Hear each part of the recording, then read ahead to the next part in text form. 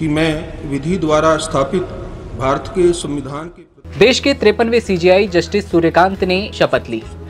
शपथ के बाद टाइम्स ऑफ इंडिया से उन्होंने बातचीत की। जब उनसे पूछा गया कि उनका बैकग्राउंड किसानी से जुड़ा था, लेकिन आपने लॉ को अपना प्रोफेशन क्यों चुना, आपको किस बात ने प्रेरित किया।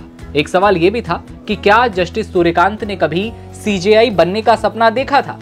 देश के 53वें सीजेआई ने अपने पूरे सफर पर खुलकर बात की। सीजेआई ने कहा कि अपने खेतों में खेती करते हुए बड़े होने से मुझे सबसे प्रैक्टिकल तरीके से सब्र करना सिखाया गया।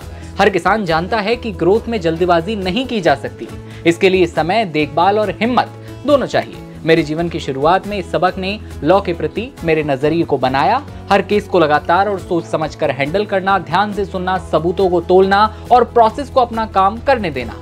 फसल की तरह न्याय को भी आप जबरदस्ती नहीं कर सकते, इसे लगातार और सही प्रोसेस का सम्मान करते हुए बनाए रखना होगा।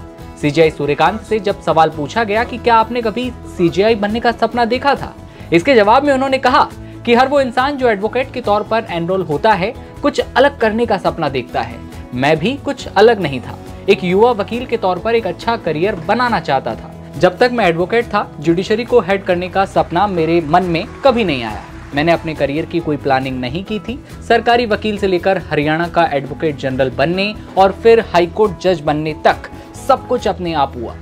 सीजेआई आगे कहते हैं कि एक बात मुझ में कॉमन रही कि एडवोकेट और कॉन्स्टिट्यूशन कोर्ट जज दोनों के तौर पर मुझे कानून और कोर्ट के काम का बहुत शौक है। मुझे अपने सीनियर्स से अच्छी गाइडेंस मिली और अपने जूनियर्स से काबिल मदद मिली, जो कि कानून में मेरे करियर के असली आर्किटेक्ट हैं। एक सवाल के जवाब में सीजेआई कहते हैं कि चीफ जस्टिस बनने का सफर एक लंबा और घुमावदार सफर है, जो सालों की कड़ी मेहनत, ईमानदारी, फेयरनेस और बैलेंस के साथ केस तय करने की काबिलियत पर बना है। कोई भी सुप्रीम कोर्ट में जज के तौर पर अचानक या गलती से नहीं आता। ये दशकों तक मुश्किल केस देखने, इंस्टीट्यूशनल जिम्मेदारियों को निभाने, लगातार ईमानदार जो सोच है और संयम दिखाने के बाद आता है।